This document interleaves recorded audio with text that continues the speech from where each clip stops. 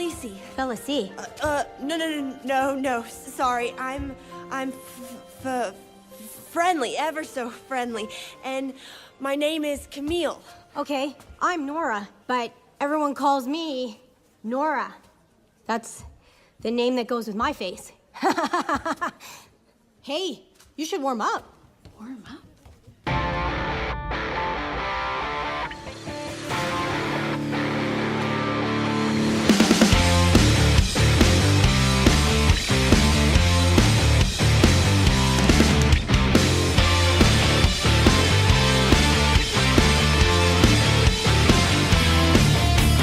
Quiet on the set! This is Michael Faulkner, and it is showtime at the August 22nd, 2017 edition of the Weekly Podioplex, brought to you on the Chronic Rift Network.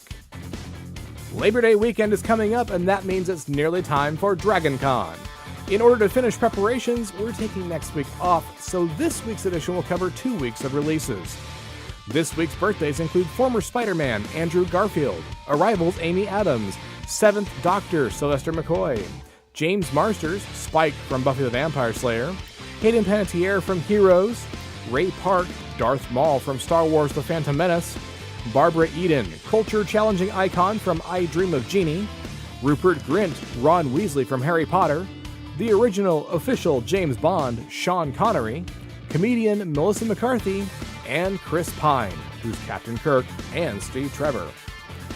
Starting with the box office report, the summer is winding to a close, and that's good news and bad news. At number 10 is Wind River, up 10 from 20th as it picked up nearly 700 more theaters. At number 9 is The Dark Tower, down 5 from 4th. At 8 is Girls Trip, down 3 from 5th. In 7th is Spider-Man Homecoming, holding position from last week. And finishing out this week's bottom 5 is The Emoji Movie, also holding steady from last week, and saying a lot about what's coming up in the top 5. The top 5 begin with The Nut Job 2, Nutty by Nature, down 2 from 3rd with $5.1 million headed to a total of $17.7 million. In 4th place is last week's runner-up, Dunkirk, sliding down 2 with $6.6 million headed to a total of $165.4 million. In 3rd place is new release Logan Lucky, swiping $7.6 million. Critics gave it a strong 93% positive reception, but marketing is what really hurt this film, with a lot of ads aired just before release and not many well in advance. Balance this against the clear competition of the Hitmanís Bodyguard, which had multiple trailers, both red and green band, showcasing that film's star power. As a result, spoiler alert, audiences flocked to what was advertised. Additionally, those audiences that saw Logan Lucky were not impressed, offering up a B cinema score. This opening is the lowest for a Steven Soderbergh wide release since 2002 Solaris. It's also the lowest for Channing Tatum since Stop Loss, and the lowest for Daniel Craig since The Invasion. In 2nd is last week's winner, Annabelle Creation, adding another $15.6 million to a total of $64.2 million. And in 1st this week is The Hitmanís Bodyguard, debuting at $21.4 million. The good news is that that's above expectations, but the bad news is that it's below averages for films of similar make and model. Audiences offered up a B+ cinema score, but critics were far from impressed with a 39%. The Hitmanís Bodyguard is the 8th highest premiere for Ryan Reynolds, but the 25th highest for Samuel L. Jackson. This weekend continues the summer trend of poor performances, and in fact, this weekend was almost the worst of the year. The margin was a mere $1 million. And the month of August is still 34% behind last year's performance. Summer 2017 is still 12.8% below. This is not going to change between now and the end of the season. But there is some good news about the summer season. Wonder Woman just finished its theatrical run with $404.1 million domestically and $800.2 million worldwide, making Wonder Woman the highest-grossing DC Extended Universe film domestically, solidly beating Batman vs. Superman by nearly $100 million.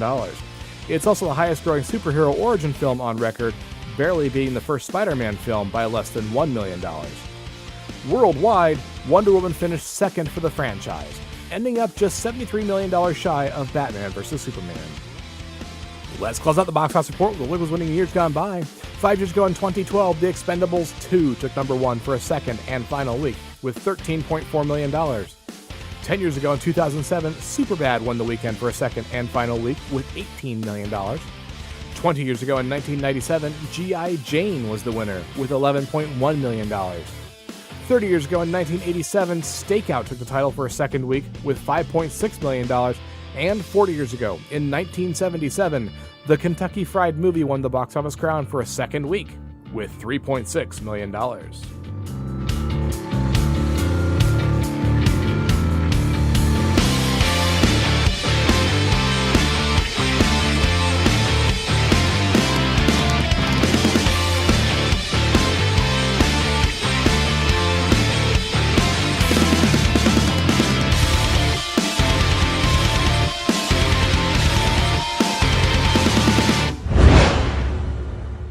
The box office premieres for August 25th are both dramatic and adventurous.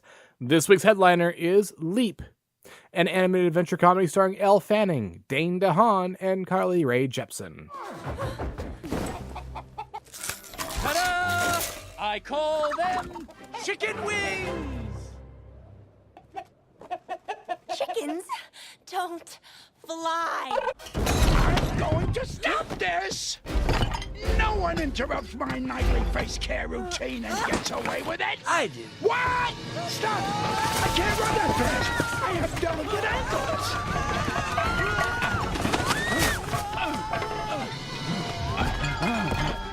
Ooh! One day, everyone will travel like this! I hope they have farm bags. An orphan girl dreams of becoming a ballerina and flees her rural Brittany for Paris, where she passes for someone else and seizes the position of pupil at the Grand Opera House. Leap is rated PG. Number 2 on the list is All Saints, a drama starring Cara Buono, John Corbett, and Barry Corbin. We didn't meet before. I'm Michael. You're to sell the church, ain't you? The fact is, you had 12 people in that church today. Jesus had 12 people. He done all right, didn't he? A new pastor's first assignment: to close a struggling church. Michael, you're not here to perform CPR. If passing out a few flyers helps my congregation feel they can let their church go, I'm going to do it.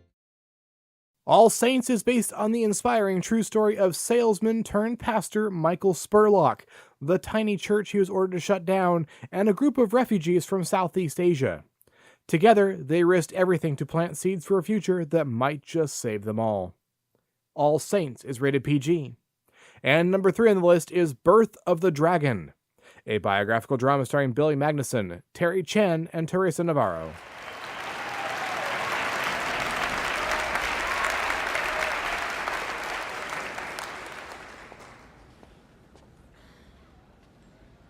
Ladies and gentlemen, this is the famous Wong Jack Man, master of the Shaolin Temple. He's come all the way to San Francisco to see what I can do. Well, Master Wong, are you satisfied? Yes. Thank you. Aren't you going to share some Shaolin wisdom with us?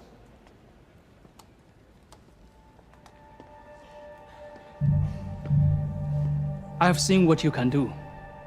I've also seen what you cannot do. What is that supposed to mean? Your technique is impressive, but it has one limitation. Oh, really? What?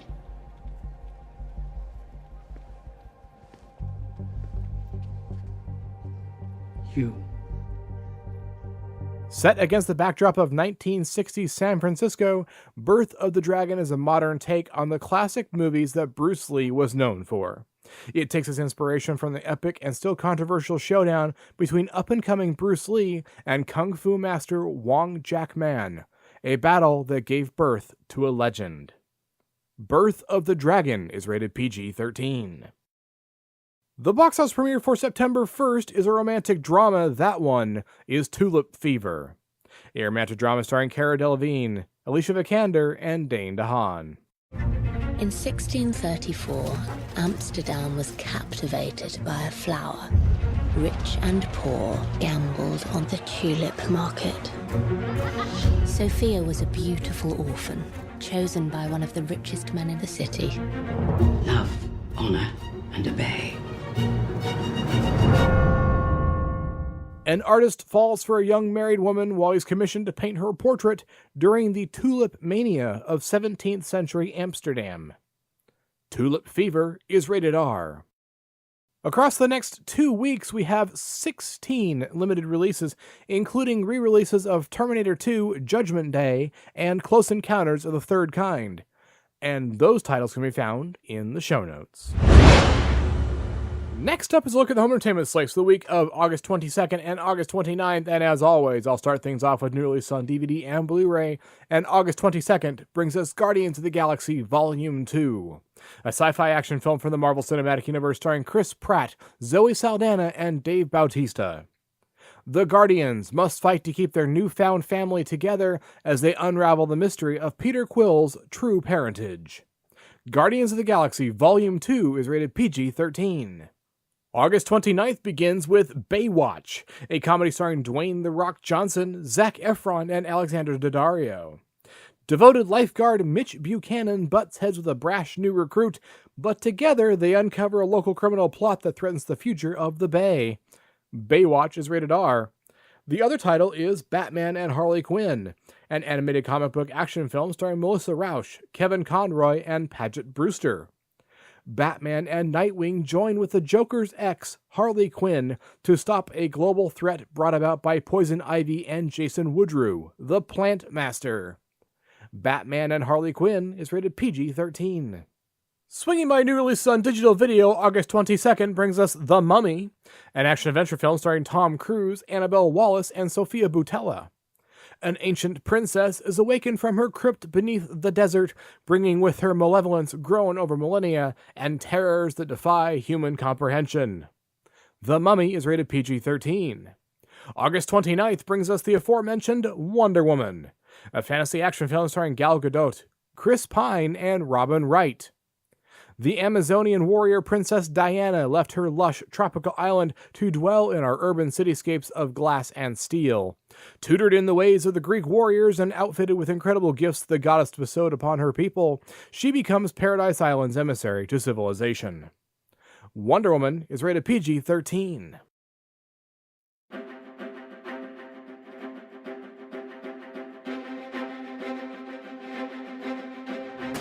Moving right along to TV on DVD and Blu-ray, August 22nd begins with Supergirl, Season 2 from 2016, starring Melissa Benoist, McCad Brooks, and Shyler Lee.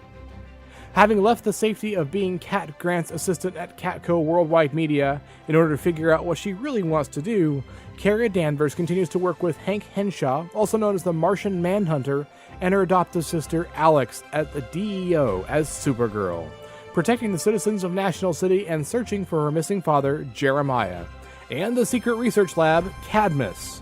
Along the way, she will team up with her Kryptonian cousin Kal-El, better known as Superman, to battle new DC supervillains both terrestrial and extraterrestrial as she strives to balance her personal life with friends and allies James Olsen, Win Schott, and more with her busy life as a new superhero.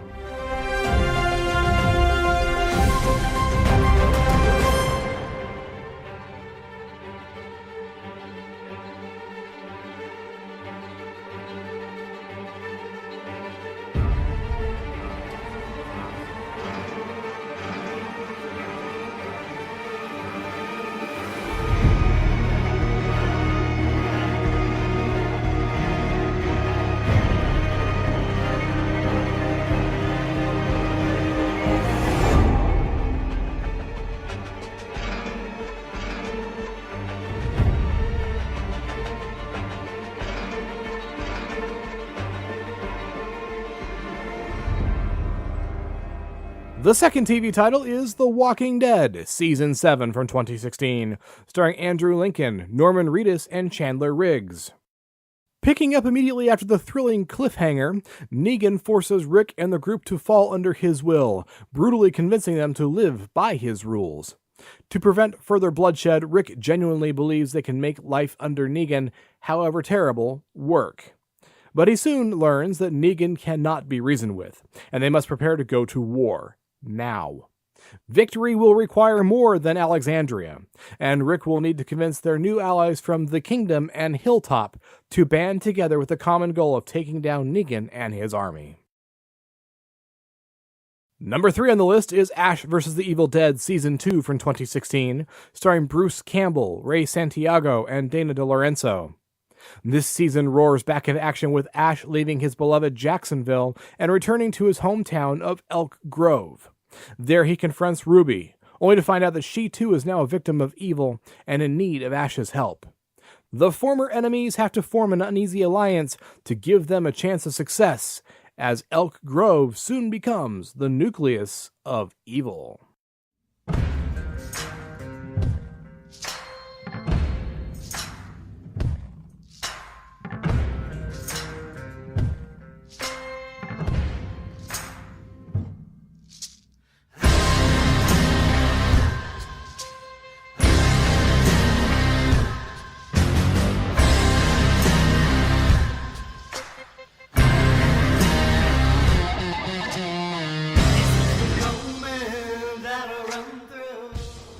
The fourth release is Lucifer, Season 2 from 2016, starring Tom Ellis, Lauren German, and Leslie Ann Brandt. In Season 2, LAPD Detective Chloe Decker and Lucifer Morningstar are back solving murders on LA's white-hot streets, with their relationship growing deeper, closer, and more awkward for both of them. To add fuel to the fire, Lucifer's mom, Charlotte, escapes hell, bringing along a ton of emotional baggage. She wants back what was stolen from her. Now Lucifer and his angel brother Amanadiel, whom Lucifer has some serious sibling issues, must work together to find Mommy Dearest. Meanwhile, Dr. Linda, therapist and confidant to Lucifer, Amandiel, and Maze, is having a devil of a time, doling out some of the most bizarre advice ever.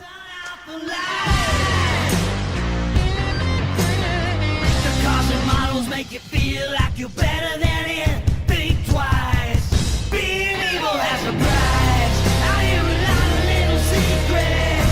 Tell me yours, and I'll keep it. You wanna know my name by now? Better think twice. 'Cause being evil has a price.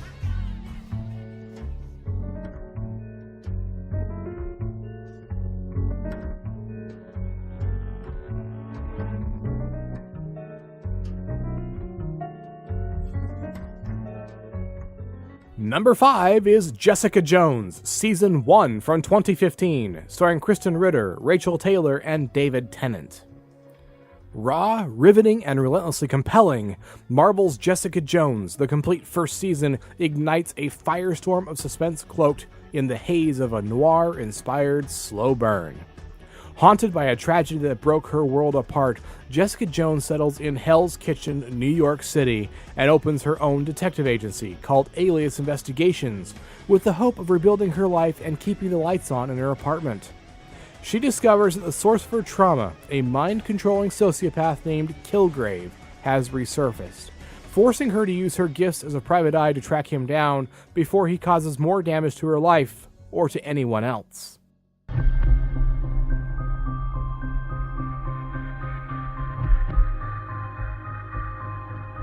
Hand in hand with Jessica Jones is Daredevil, Season 2 from 2016, starring Charlie Cox, Vincent D'Onofrio, and Deborah Ann Wool.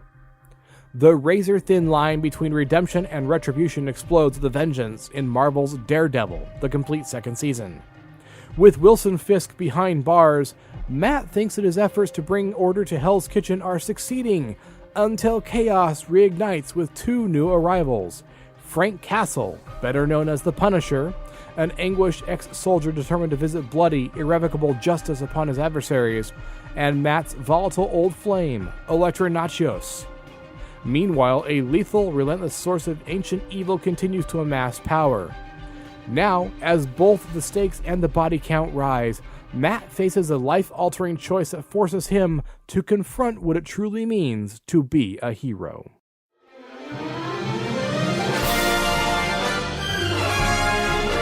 TV on DVD and Blu-ray for August 29th begins with Star Wars Rebels Season 3 from 2016, starring Freddie Prinze Jr., Taylor Gray, and Tia Sircar. Having established a secret base on Adelon, the Ghost crew, now led by a more powerful Ezra, strengthens the Rebel fleet by acquiring new resources and recruits eager to stand against the Empire. However, the Imperial efforts to eliminate the rebellion are now led by the coldly analytical Grand Admiral Thrawn, whose strategic, tactical, and cultural insights make him a threat unlike any they have faced before. Ezra and Sabine must take on new roles and challenges as the rebels prepare for their biggest mission yet, a direct assault upon the Empire.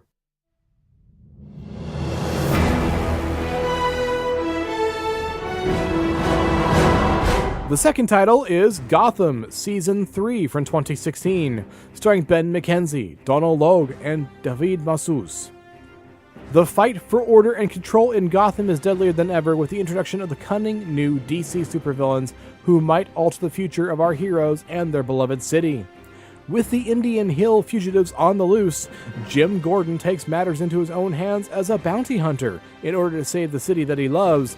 But will he accomplish his mission to find deranged mastermind Hugo Strange and Fish Mooney, one of Strange's villainous subjects? While Gordon plays bounty hunter, Gotham City Police Department's Bullock and Barnes remain on the front line in Gotham, fighting against crime and destruction in the monster-ridden city.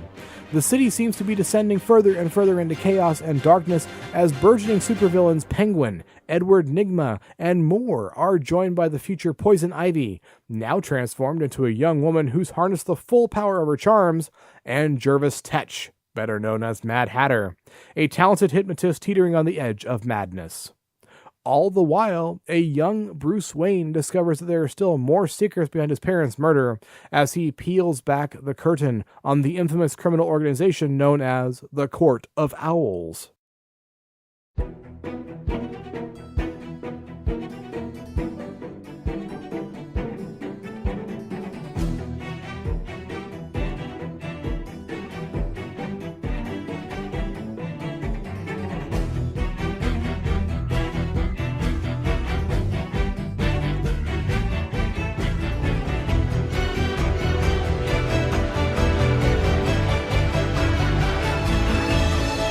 The third TV title is Elementary, Season 5 from 2016, starring Johnny Lee Miller, Lucy Liu, and John Michael Hill.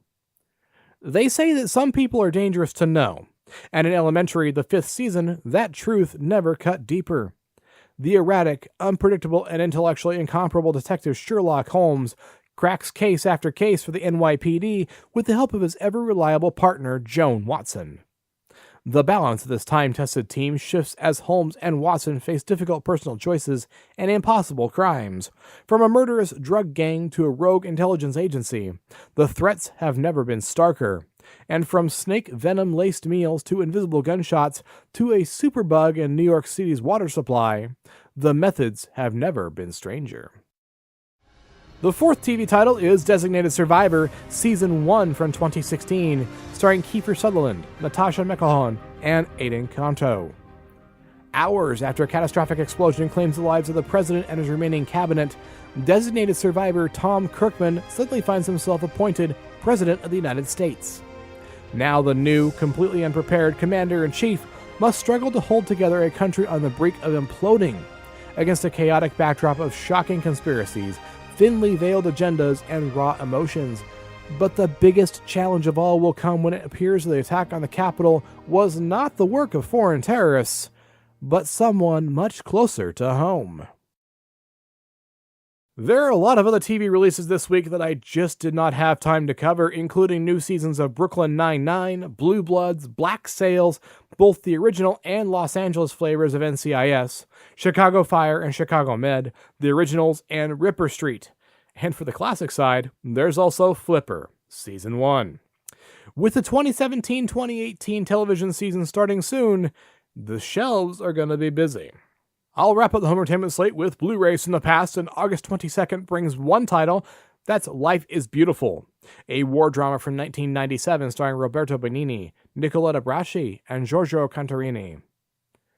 When an open-minded Jewish librarian and his son become victims of the Holocaust, he uses a perfect mixture of will, humor, and imagination to protect his son from the dangers around their camp. Life is Beautiful is rated PG-13.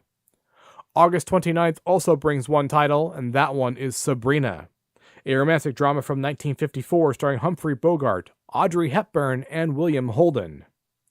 Sabrina, whose father is chauffeur to the wealthy Larrabee family, becomes infatuated with their rakish young brother David.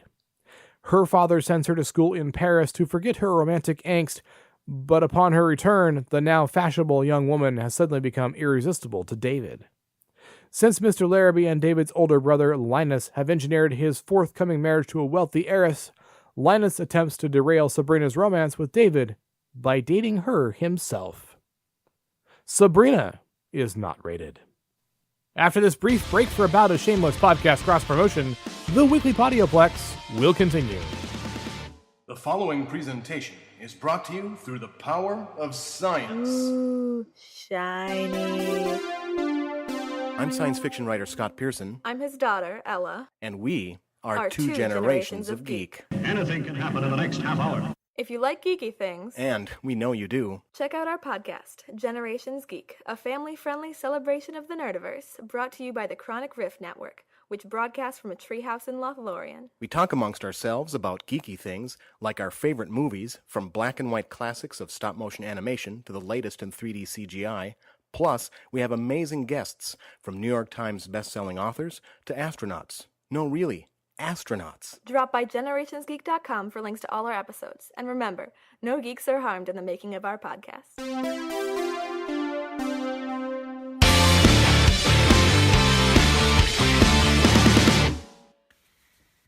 And welcome back to the Weekly Podioplex. I'm Denise with your Quick Flicks.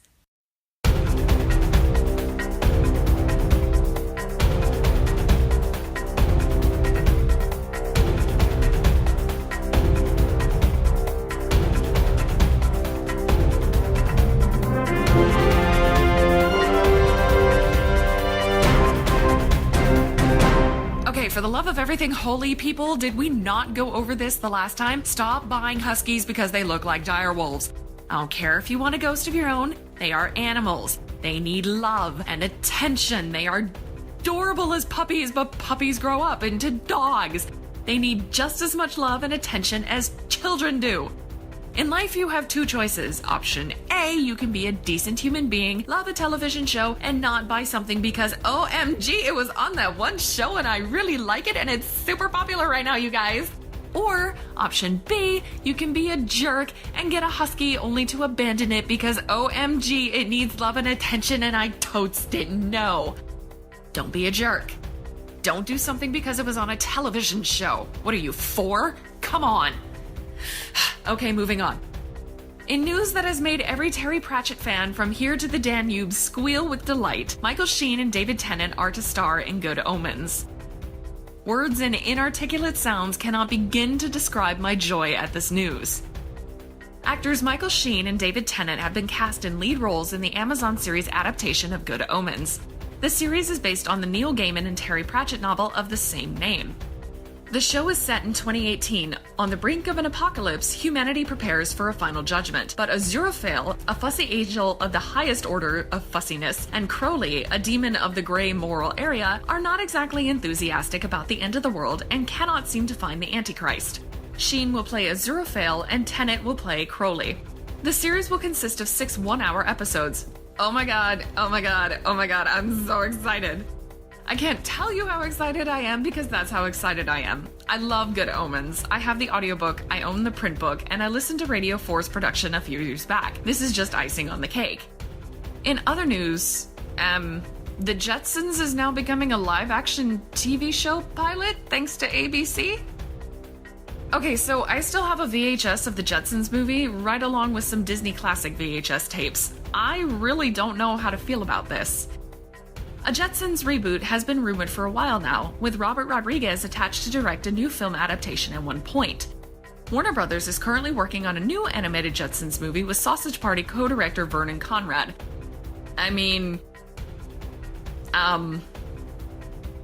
Sausage Party. I really don't know how to feel about this. I do know, however, I suddenly want a Johnny Quest reboot of some kind, but that's beside the point. Anyway, as reported by Variety, ABC now has a pilot order for a live-action Jetsons show. It will be a multi-cam sitcom set 100 years in the future and follow the exploits of George, Jane, Judy, Elroy, and their robot maid Rosie, and the family dog Astro. Robert Zemeckis will produce along with Jack Rapke under their Campari Entertainment banner. Writer Gary Janetti of Family Guy and Will and Grace will write and executive produce the series. Campari's Jackie Levine will also serve as co-executive producer of the series. So I grew up with the Jetsons in a way. I mean, I remember watching it when nothing else was on, right there with Rocky and Bullwinkle. I can't say I loved the series, but I didn't really mind it, and the movie wasn't bad. I'm curious to see how this one will turn out. I'm also curious to see if ABC is going to bring Peggy Carter back. Not that I hold out any hope, but I mean, come on. Next, The Beast is an animal adaptation being developed by Ridley Scott. You guys have absolutely no idea how many times I had to read that one to get it right. So Ridley Scott is producing a movie based on the dark fantasy novel The Beast is an Animal. The British filmmaker is teaming up with Amazon Studios to produce the big screen adaptation of Paternel Van Ardstel's book via his production company Scott Free. Ha, I like that. The Beast is an Animal is a young adult novel which centers on teen protagonist Alice, who is forced to move to another village when soul eaters arrive and spare only the children.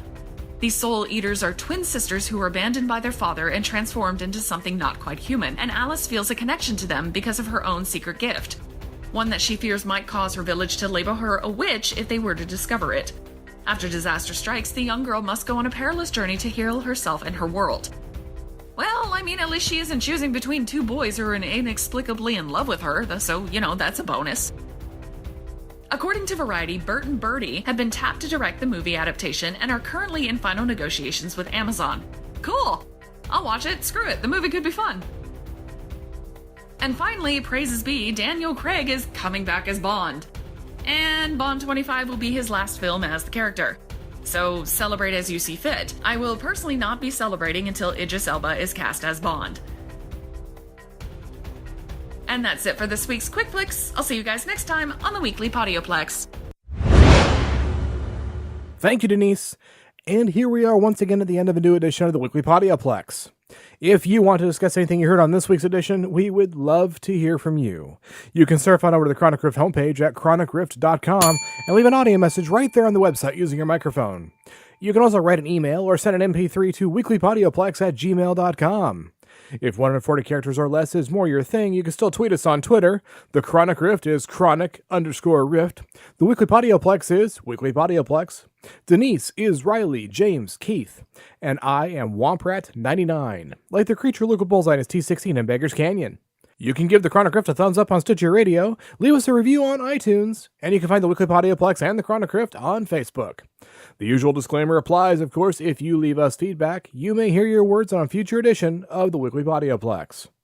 Take a moment, stop on by, and see what other shows the Chronic Rift Network has to offer. We have the Batcave Podcast, the OSI Files Podcast, the G2V Podcast, Generations Geek, Present the Transcription Feature, the Dan and Travis Show, the Sci-Fi Diner Podcast, and so much more.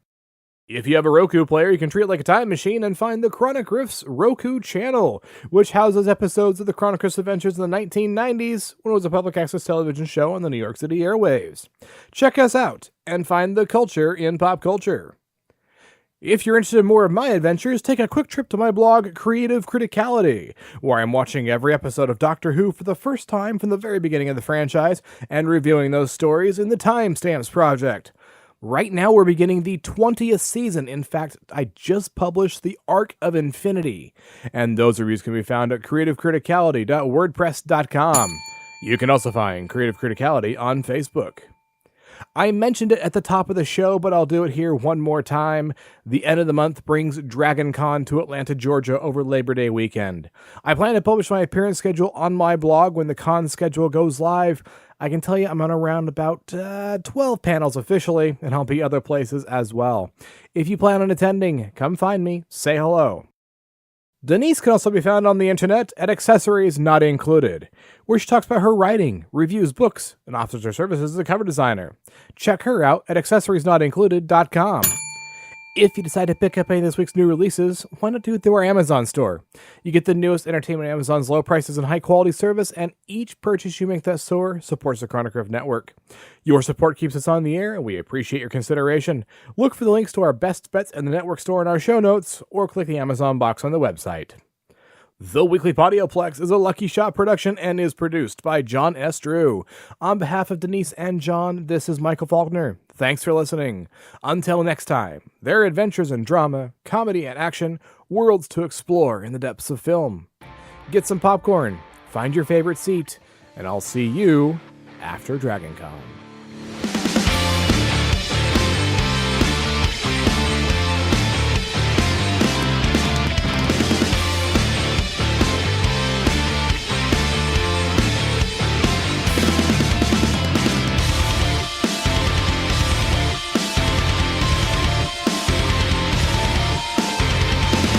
That's a wrap.